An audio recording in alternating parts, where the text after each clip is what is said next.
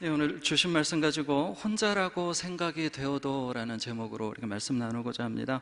그 군중 속의 고독이라는 말이 있습니다. 사람이 많이 있는데, 옆에 사람이 많이 있는데 아무도 내 마음을 알아주지 않는 것 같을 때, 그럴 때 우리는 군중 속의 고독 또는 외롭다 이렇게 표현을 합니다. 그 신앙인도 외로울 때가 있습니다. 그렇잖아요.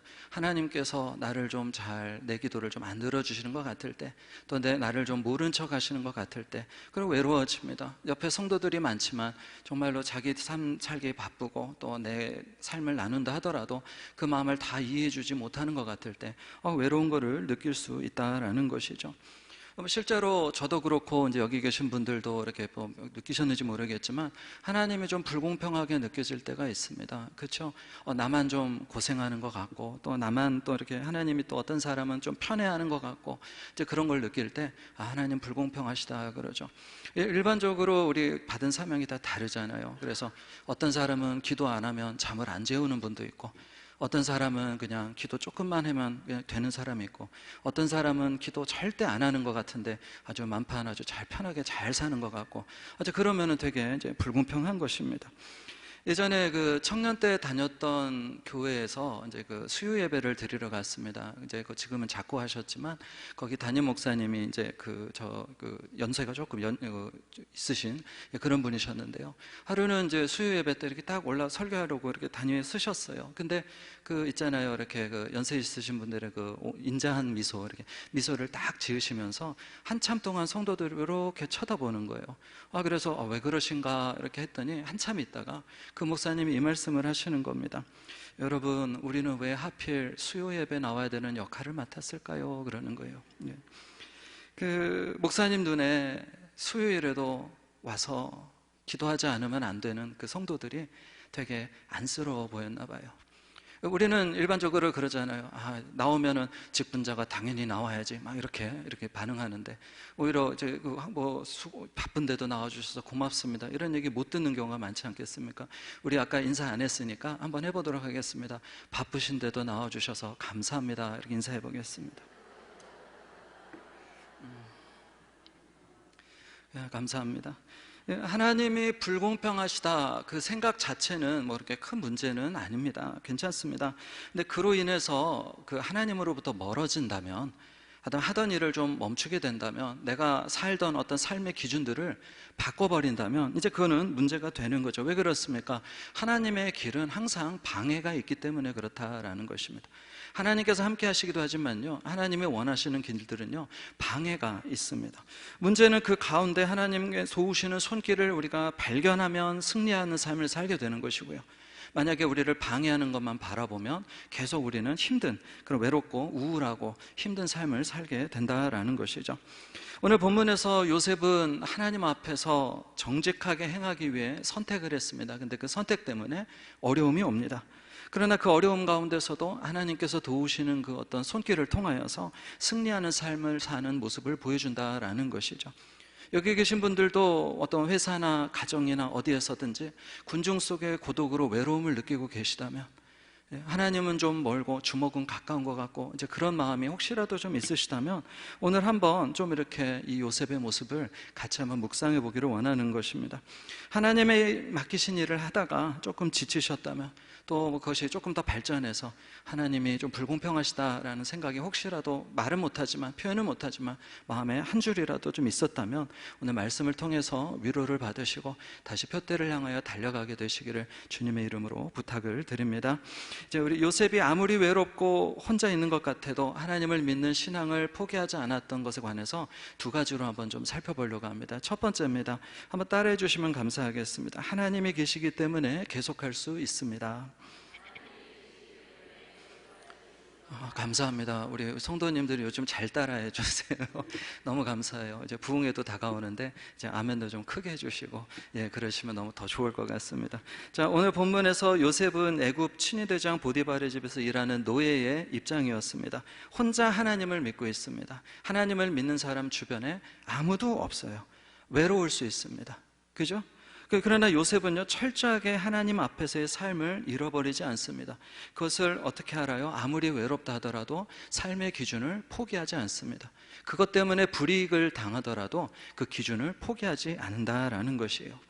한때 그 청소년들이나 청년들 사이에서 유행했던 말이 있습니다. 뭐냐면요, 에이 삐뚤어질 테다, 뭐 이런 말이 있었어요. 그러니까 성실하게 살아봤자 소용없으니까, 남들이 뭐 이렇게 뭐 좋다고 하는 것들 해봤자 소용없으니까 나 이제 그렇게 안 살렵니다, 그런 마음이죠. 내가 손해보지 않으렵니다. 내가 한번 그냥 나도 다른 사람들처럼 이렇게 대충 한번 살아보겠습니다. 이게 바로 그런 뜻이 아니겠습니까? 근데 중요한 것이 무엇입니까? 요셉은요, 하나님 앞에서의 삶에서 성공했기 때문에 그 열매를 통해서 다음 단계로 넘어갔다라는 것이에요. 요셉이 하나님 앞에서의 삶의 기준을 타협하지 않고 포기하지 않았기 때문에 다음 단계로 넘어갈 수 있었다라는 것입니다. 우리도 마찬가지입니다. 우리가 신앙생활하는 거 보면서 옆에서 그럴 수 있습니다. 뭘 그렇게 별스럽게 믿으려고 하냐고, 뭐 그렇게 수요일 저녁에 교회 가서 예배 드리려고 그러냐고, 꼭 하나님한테 기도해야 뭐 하나님이 응답 안 하시는 기도도 많지 않냐고, 사람들은 그렇게 얘기할 수 있어요. 그럼 우리는 자칫 잘못하면 손해보는 그런 생각을 갖고 될 수도 있는 것이죠. 근데 성경은 분명히 말씀하고 있습니다. 악인의 형통을 부러워하지 말라는 그 내용이 여러 가지 형태로 계속해서 나오는 거죠. 그것이 악인의 형통이 부러워지면 우리가 사는 그 방식들을 포기하게 되기 때문이다라는 것입니다. 아닙니다. 그러나 우리가 분명히 기억해야 됩니다. 성경에서 우리에게 뭐라고 말씀하십니까? 우리가 무엇을 심든지 그대로 거둔다라고 말씀하고 있다라는 것이에요. 이것이 중요합니다. 갈라디아서 6장 7절에서 9절 우리 한번 같이 읽어보겠습니다. 시작. 스스로 속이지 말라. 하나님은 업신여김을 받지 아니하시나니 사람이 무엇으로 심든지 그대로 거두리라. 자기의 육체를 위하여 심는 자는 육체로부터 썩어질 것을 거두고 성령을 위하여 심는 자는 성령으로부터 영생을 거두리라. 우리가 선을 행하되 낙심하지 말지니 포기하지 아니하면 때가 이름에 거두리라. 아멘. 예전에는 저는 이 말씀이 좀 믿어지지 않았었습니다. 그런데 지금은 예전보다는 더 믿습니다. 지금은 얘기할 수 있습니다. 포기하지 마세요. 저는 그래서 어떤 분이 저한테 와가지고, 목사님 이제 좀 사역을 좀 내려놓고 하던 봉사를 좀 내려놓고 좀 쉬고 싶습니다. 그러면은요, 저는 꼭 이렇게 얘기합니다. 우리 조금만 더 해봐요. 이렇게 얘기를 해요. 오해하지 마세요. 이렇게 어디 붙잡아가지고 일 더 시켜 먹으려는 게 절대 아닙니다. 이유가 있습니다. 왜 그렇습니까? 우리가 밤중에 언제가 제일 어둡다고 표현하나요? 해 뜨기 전에, 동트기 전에 제일 어둡다 그러죠. 그죠? 사단이 우리를 방해할 때 언제 방해하는지 아십니까? 바로 하나님께서 일하시기 직전에 방해를 합니다. 왜 그렇습니까? 그래야 절망이 가장 크거든요. 저는 그래서 참다 그만두고 싶다고 얘기할 정도로 계속 참다가 이제는 내가 그만둬야 되겠습니다 라고 얘기할 때 그렇게 됐다면 조금만 더 참으면 될 수도 있기 때문에 저는 우리 조금만 더 인내하면서 해봅시다 라고 말한다라는 것이에요. 조금만 더 가면 이제 드디어 약속이 이루어질지 모르는데 여기서 그만둬버리면 그 다음에 또 다시 해야 되잖아요. 저는 그게 싫은 겁니다. 얼마나 착한 목사예요. 그죠? 아니 솔직히 조금만 더 해보라 그러면 기분이 좋습니까? 나쁩니까? 얼굴 밝아지는 분들 거의 못 봤어요. 왜요? 지칠 대로 지쳤거든요. 이제 그래서 도저히 안 되겠으니까 목사한테 와가지고 저 그만할래요 하는데 조금만 더 해보자 그러면 그 표정이 좋겠습니까? 차라리 어떻습니까? 그래요. 그동안 얼마나 힘들었습니까? 그래 이제 쉴 때도 됐죠. 쉬세요. 그래 놓고 이제 나중에 조금 힘들어져서 이제 이렇게 울면서 오면 고생했다고 품어주면 오히려 그게 더 효과가 좋지 않겠습니까? 저도 유혹이 있거든요. 그런데 어느 목사가 성도를 사랑하는 목사입니까? 조금만 더 해봐요. 이것도 하면은 더 힘들잖아요. 조금만 더 해봐요 하는 목사겠습니까? 아니면 그래 마음대로 하세요 그런 목사가 좋은 목사겠습니까? 우리가 외롭고 아무도 알아주지 않는 것 같은 느낌이 들더라도 그 인간적인 관점에서 볼 때는 좀 객관적으로 너무 말이 안 되는 것 같다 할지라도 우리는 멈추지 않아야 됩니다. 이유는 딱 하나입니다. 하나님이 계시기 때문이라는 것을 믿으시기를 주님의 이름으로 부탁드립니다. 그 하나님께서 우리가 무엇을 심든지 거두게 해주시는 거예요. 자, 요셉의 경우를 보십시오. 창세기 39장 9절 하반절 보면요, 그런즉 내가 어찌 이 큰 악을 행하여 하나님께 죄를 지으리까 그랬습니다. 지금 요셉이 도덕 군자에서, 성인 군자에서 죄를 안 짓는 게 아니에요. 보디발이 화를 내서 자기를 죽일까 봐 죄를 안 짓는 것이 아닙니다. 이유는 하나였습니다. 하나님께서 계시기 때문에 죄를 짓지 않습니다. 이 원칙은요, 요셉의 삶 가운데서 계속 나타나요. 중요한 것은요, 하나님께서 이것을 다 보고 계시더라라는 것입니다. 교회에서 신앙생활 하다가 시험이 올 수 있습니다. 이게 근데 신앙이 좋다고 안 오고 나쁘다고 오고 뭐 그런 것이 아니에요. 신앙이 약하면 약한 대로 시험이 옵니다. 근데 신앙이 좋은 사람들도 시험이 온다라는 것이죠. 은혜가 충만한 사람도 시험 옵니다. 왜 그런 줄 아십니까? 이 사람들은요, 주변에 도움이 별로 필요가 없어요. 그냥 하나님하고 교제하면서 행복하게 지냅니다. 하나님과 기도하면서 깊은 그 사귐 가운데 들어가요. 게다가 그래서 진짜 은혜 가운데 있을 때는요, 세상의 모든 것들이 방해가 됩니다. 그래서 성도도 옆에 있는 성도도 방해가 될 수 있습니다. 아, 신앙생활 왜 저렇게 하나 그러면서 방해가 될 수 있어요.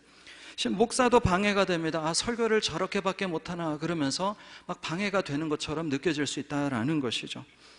근데 요셉을 한번 생각해 보십시오. 이방인 사이에 있었던 요셉이라 그랬습니다. 신앙이 제일 좋았습니다.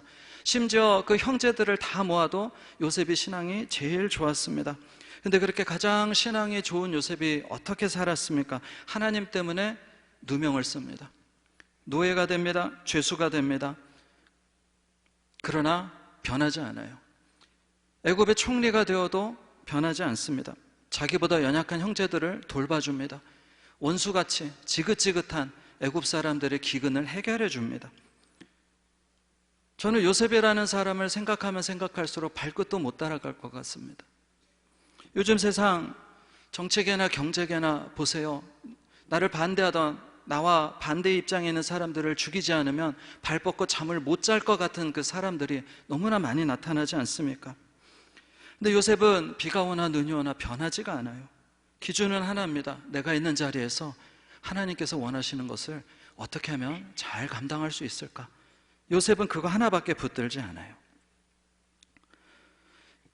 우리 신앙의 출발점은 하나님과 나와의 관계입니다. 1대1로 부딪혀야 됩니다. 성령님께서 우리 마음에 오셔서 내가 죄인이라는 것을 깨닫게 해주셔야 되고요. 그래서 내가 예수님의 십자가의 공로가 필요하다는 것을 인정하게 되어야 되고요. 그 다음에 나를 위해 행하신 그 모든 하나님의 은혜가 은혜로 다가와야 됩니다. 근데 거기서 끝이 아니에요. 그 다음 단계가 있습니다. 하나님께서 맡기신 일을 하게 돼요. 근데 그 일들 대부분이 내 주변 사람들과 연관되어 있다라는 것입니다. 물론 나는 혼자 기도하는 사명 받았습니다. 그런 사명도 있습니다. 그런데 혼자 기도하는데 내 기도만 하나요? 아니죠. 막 남의 기도를 하게 됩니다. 내 기도하려고 그러면 입이 막히고요. 막 나라를 위해서 기도하게 됩니다. 심지어는 듣도 보도 못한 사람을 위해서 중보기도하는 그런 일도 있지 않습니까? 그러니까 결국 우리가 알아야 되는 게 뭡니까? 주님 한 분만으로 만족해야 되지만 그 다음에는 우리가 우리 옆에 사람들을 위해서 봉사하는 일을, 도와주는 일들을 하게 된다라는 것이에요. 우리 옆에 분하고 이렇게 한번 얘기해 주시면 감사하겠습니다. 제가 성도님을 돕겠습니다. 예, 목소리가 별로 돕고 싶지 않은 것 같아요.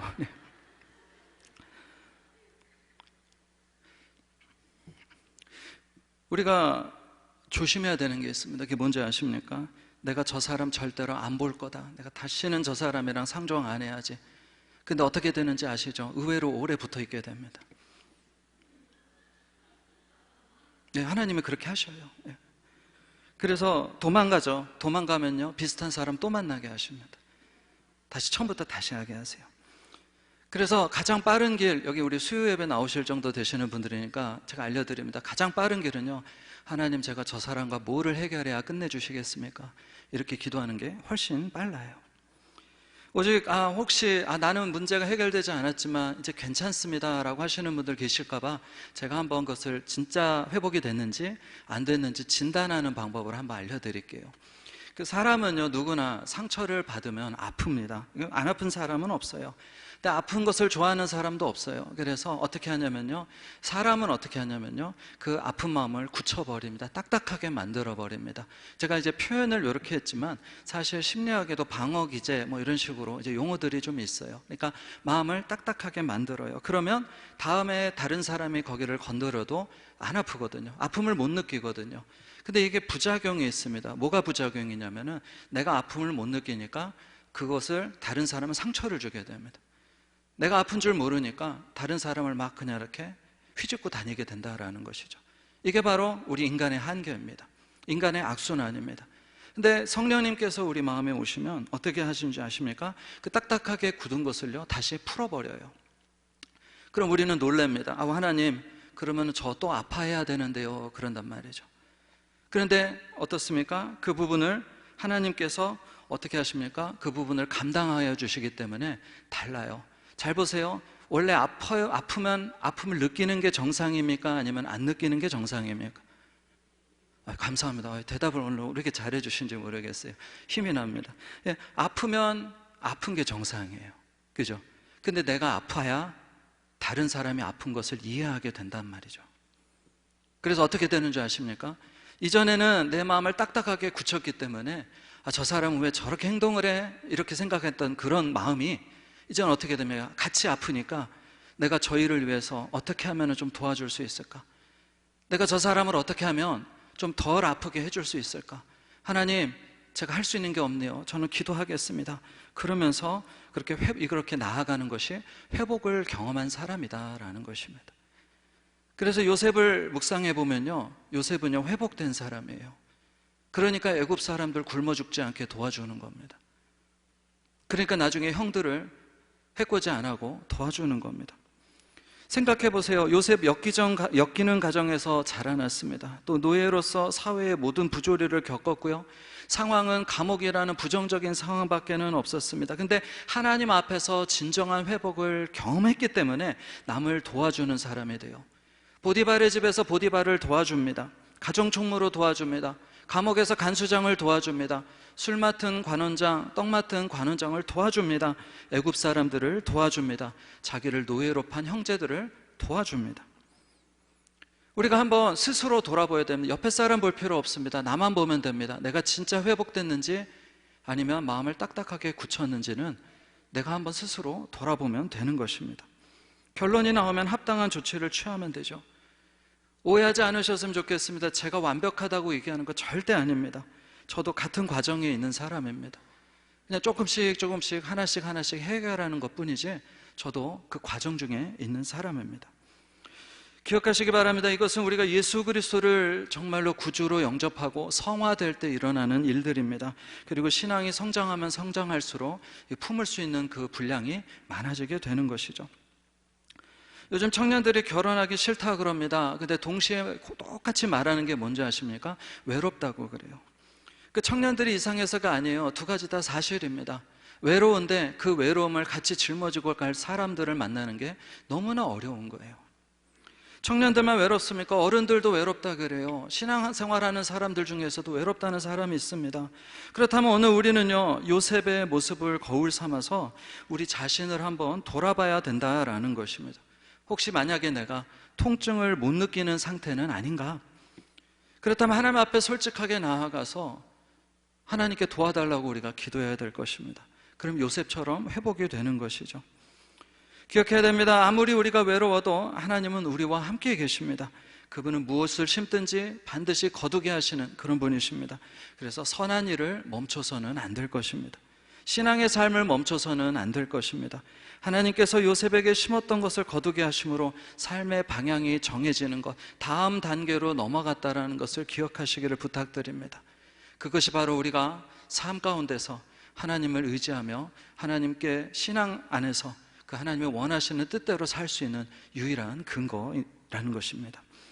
이제 마지막 두 번째입니다. 따라해 주시면 감사하겠습니다. 하나님께서 반드시 거두게 하시기 때문에 계속할 수 있습니다. 감사합니다. 하나님께서는 요셉이 믿음의 삶을 사는 것을 통해 놀라운 방법으로 역사하셨습니다. 오늘 본문에서 가장 대표적인 예가 보디발이에요. 19절 보면 보디발이 분명 화가 났다고 이렇게 말씀되어 있습니다. 근데 요셉을 죽이지 않아요. 여기서 좀 이상해야 됩니다. 화가 났어요. 분명히 화가 났습니다. 그런데 죽이지 않아요. 요셉은 노예입니다. 죽여도 됩니다. 자기 마음대로 할 수 있습니다. 그런데 죽이지 않아요. 이상해야 됩니다. 예전에 국민일보에서 그 보디발이 요셉을 죽이지 않은 이유라는 칼럼이 있었습니다. 그 뭐 내용 이렇게 제가 재밌게 한번 읽었습니다. 이 내용을 보면 그래요. 보디발이 요셉을 죽이지 않은 게 이상하다라는 거예요. 고대 사회에서 노예는 소유물인데 주인이 생사 여탈권을 갖고 있고 자기 마음대로 할 수 있는데 죽이지 않아요. 그러니까 감히 주인의 부인을 겁탈하려고 했던 노예를 죽이지 않아요. 왜 그랬을까? 이 사람이 그 기독교 방송에서 그 드라마, 이 장면, 성경 이야기를 드라마로 만든 그 드라마를 봤습니다. 그것을 얘기합니다. 보디발의 아내가 요셉에게 다가와 이제 유혹을 하는데 요셉이 거절하고 그 자리를 피하죠. 보디발의 아내가 소리를 지릅니다. 그래서 이제 장면이 바뀌어요. 보디발이 요셉을 신문하는 장면이 나옵니다. 그래서 보디발이 요셉에게 물어요. 아, 네가 그랬냐? 네가 그랬냐? 요셉은 아니다. 이렇게 얘기를 합니다. 그러자 죽이지 않고 감옥으로 보냅니다. 다시 장면이 바뀝니다. 이제 보디발과 보디발의 아내가 지금 막 이렇게 싸우는 장면이 나와요. 보디발의 아내는 왜 요셉을 죽이지 않았느냐고 막 이렇게 따집니다. 그때 이 보디발이 그 대사를 합니다. 정색을 하면서 그의 아내에게 말해요. 뭐라고 말하냐면요. 나는 요셉을 믿어. 요셉이 하나님의 이름으로 말한 것은 다 진실이야. 보디발이 요셉의 결백을 믿었다라는 것이죠. 평소에 요셉의 삶 가운데서 요셉이 정직했다라는 것을 보디발은 알고 있었다라는 것입니다. 요셉이 하나님의 이름으로 말한 것은 다 진실이라는 것을 요셉이 알고 있었다라는 것이에요. 다만 체면 때문에 아내의 잘못을 폭로하지 않고 요셉을 감옥으로 보낸 것뿐이지 요셉은 정직하다라는 것을 보디발이 알고 있었습니다. 그래서 창세기 40장 4절 보면요, 친위대장이 요셉에게 그들을 수종들게 하며 요셉이 그들을 섬겼다라 이 말이 나와요. 보디발이 술 맡은 관원이나 떡 맡은 관원이 들어가는 그 특별 감옥에 요셉을 넣어서 거기서도 역할을 할 수 있도록 도와줬다라는 것입니다. 친위대장이 수종들게 했다 이렇게 되어 있거든요. 그러니까 요셉이 포기하지 않고 하나님의 뜻대로 살았던 것이 열매로 다가왔고 하나님께서 반드시 거두게 해 주셨다라는 것입니다. 그 열매 때문에 요셉은 다음 단계로 넘어갈 수 있었습니다. 잘 보셔야 됩니다. 하나님께서 요셉에게 거두게 하셨습니다. 예전에 제가 20대 때 저는 이제 그 서점에 가서 책을 보는 걸 되게 좋아했습니다. 이제 종로에 있는 영풍문고를 이제 자주 갔었거든요. 근데 그때 그 기독교 코너 가면은 베스트셀러 있고 그다음에 뭐 책 뭐 이렇게 많이 살 수 없으니까 한두 권은 살 수 있었습니다. 제가 그 정도로 가난하진 않았습니다. 그래서 책을 이렇게 보는 거를 되게 좋아했는데 그때 그 한 책의 제목이 있었습니다. 뭐였냐면요. 홍정길 목사님, 김동호 목사님, 하영조 목사님이 이제 공저하신 책이었는데요. 나는 정직한 자의 형통을 믿는다라는 책이었어요. 근데 제가 그때 20대 때 그 책의 딱 제목을 보고요 코웃음을 쳤습니다. 아유, 정직하면 손해봐요.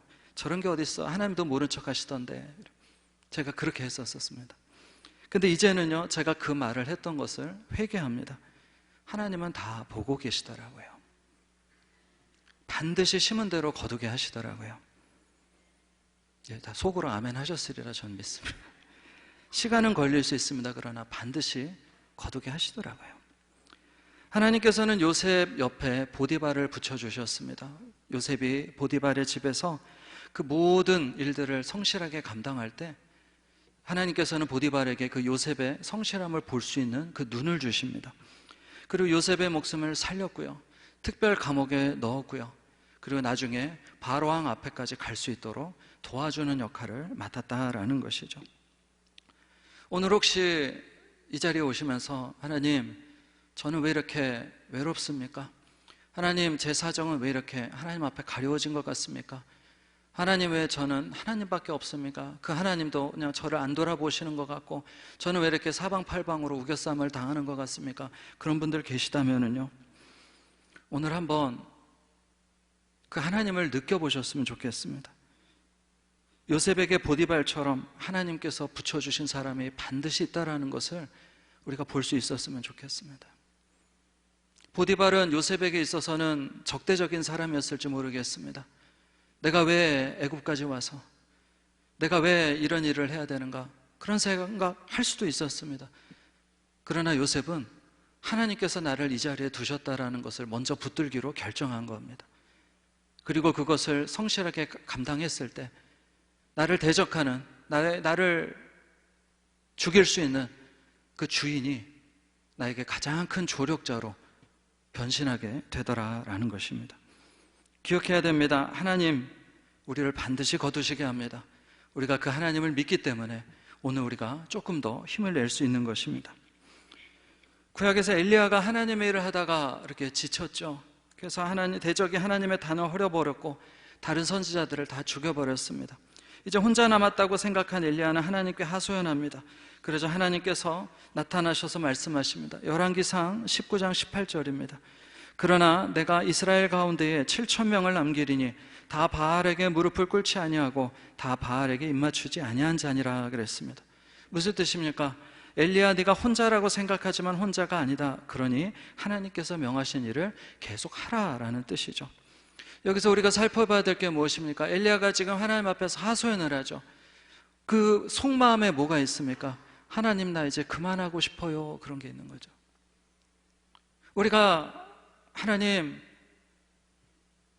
저 외롭습니다. 그 속마음에 뭐가 있습니까? 하나님, 저 그만하고 싶어요.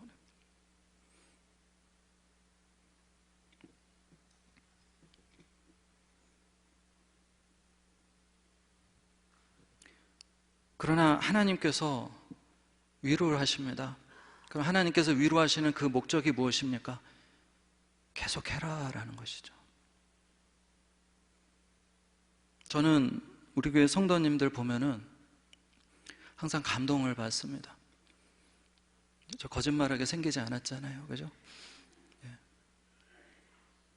정말 힘든 가운데서도 하나님 붙들려고 애를 쓰는 모습 보면요, 저는 목사로서 너무나 감동을 받습니다.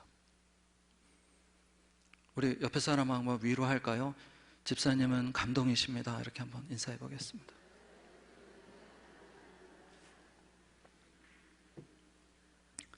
신앙생활 하다 보면 혼자라고 느낄 때가 있습니다. 다른 사람이 내 마음 같지 않고 모든 것이 그저 힘들고 그럴 때가 있어요. 그런데 기억하셔야 됩니다. 하나님께서는 도울 사람을 이미 예비해 놓으셨습니다. 감사합니다. 이제는 그게 믿어지시죠? 나와 대적하는 사람일지도 몰라요.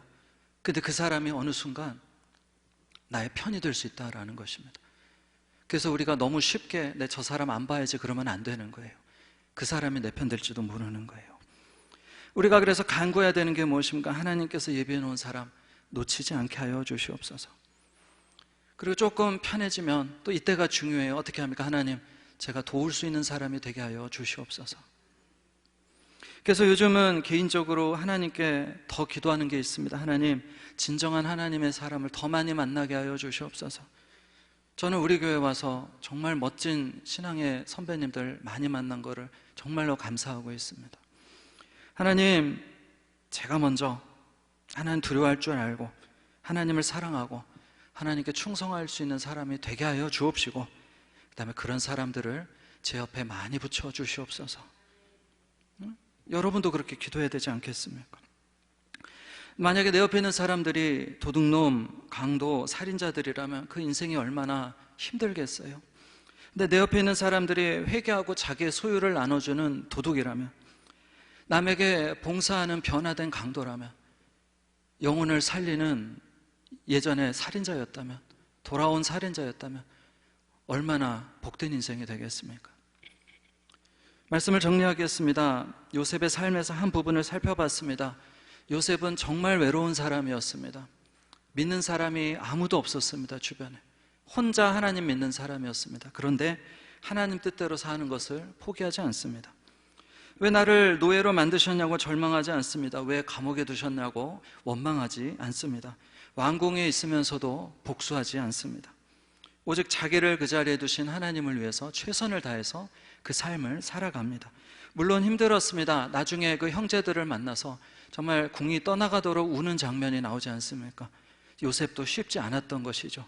그러나 해냈다라는 것이죠. 하나님은 심은 대로 거두게 하시는 하나님을 믿었고요. 자기에게 주어진 일을 타협하지 않습니다. 복수하지 않습니다. 맡겨진 일을 잘 감당합니다. 그런데 그 때문에 보디발이 요셉을 신뢰하죠. 간수장이 요셉을 신뢰하죠. 바로가 요셉을 신뢰하죠. 형제들이 요셉을 신뢰합니다. 그리고 요셉이 있는 자리에서 하나님의 뜻이 이루어지는 복이 요셉의 삶 가운데 넘치게 된다라는 것입니다. 오늘 여기 오신 분들 기도 제목은 다 다르죠. 기도 제목 듣다 보면 정말 어떻게 무슨 드라마에서나 보던 일들을 겪는 분들도 저는 너무나 많이 만났습니다. 그런데 여기 오셔서 기도하시는 이유가 무엇입니까? 오늘 요셉에게 일어났던 것처럼 하나님, 우리 가정도 하나님의 뜻이 이루어지는 가정 되게 해달라고 기도하러 오신 거잖아요. 오늘 그렇다면 결단해야 됩니다. 완벽할 수는 없지만, 요셉처럼 다 하지는 못하겠지만 하나님께서 우리를 두신 자리들이 다 있어요. 거기서 하나님의 뜻을 이루기 위해서 하나님의 뜻대로 하는 것을 멈추지 말아야 된다라는 것입니다. 우리도 남들과 똑같이 해줄 수 있어요. 아, 그래? 네가 그렇게 해? 아, 그래? 나도 똑같이 해줄게. 그럴 수 있어요. 그것이 자연스러운 겁니다. 근데 중요한 게 뭐라고요? 하나님의 뜻을 이루기 위해서는 그것보다는 하나님의 뜻을 행하려고 조금이라도 노력을 해야 된다라는 것입니다. 예화 하나 들고 말씀 마치겠습니다. 빌리 그레엄 목사님과 사역을 같이 했던 그 킴 윅스라는 한국계 이제 미국 여성이 있습니다. 실화입니다. 한국 전쟁 때 그 포탄 때문에, 그 섬광 때문에 눈을 실명합니다. 그래서 아버지가 이렇게 데리고 다니다가 도저히 못하겠는지 강에 던져버려요. 근데 어쩌다가 구출이 돼가지고 이제 미국으로 입양을 가게 됩니다. 기독교 가정, 아주 독실한 이제 기독교 가정이 입양이 돼서 이렇게 잘 큽니다. 뭐 이렇게 주립대학에서 공부하고 또 오스트리아에서 유학을 해가지고 성악가로서 이제 굉장히 유명해지는 이제 그런 이제 그 성악가가 됩니다. 그 후에 이제 빌리 그레엄 목사님하고 집회 때마다 이제 간증을 하는데요.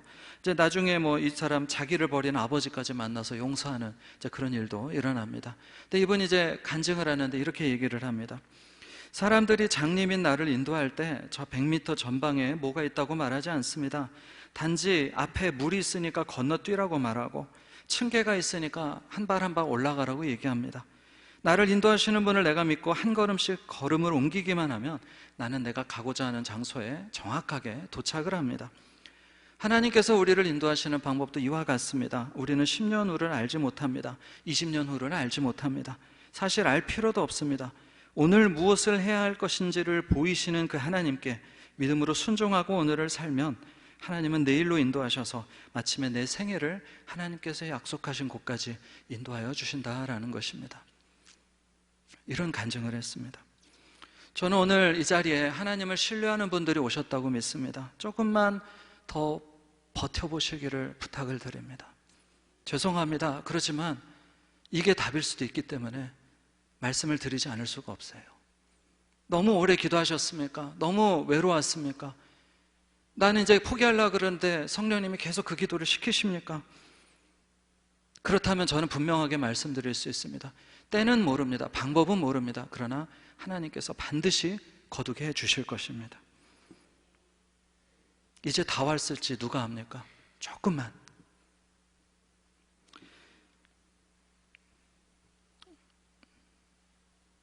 목사로서 참 이런 내용의 설교는 참 부담스럽습니다. 그렇지만 전해야 되는 것 같아서 이렇게 전합니다. 그렇지 않아도 힘드신 분들 많으신데 조금만 더 버티자고 얘기하는 것이 그렇게 쉽지는 않습니다. 그러나 저는 분명히 믿고 이렇게 말씀을 전합니다. 하나님께서 반드시 응답하실 것이기 때문에 이렇게 말씀을 전합니다. 우리 모든 성도님들, 우리 사랑하는 성도님들, 하나님께서 이루시는 그날까지 끝까지 달리셔서 승리하시는 모든 은혜를 다 누리시기를 주님의 이름으로 축원합니다.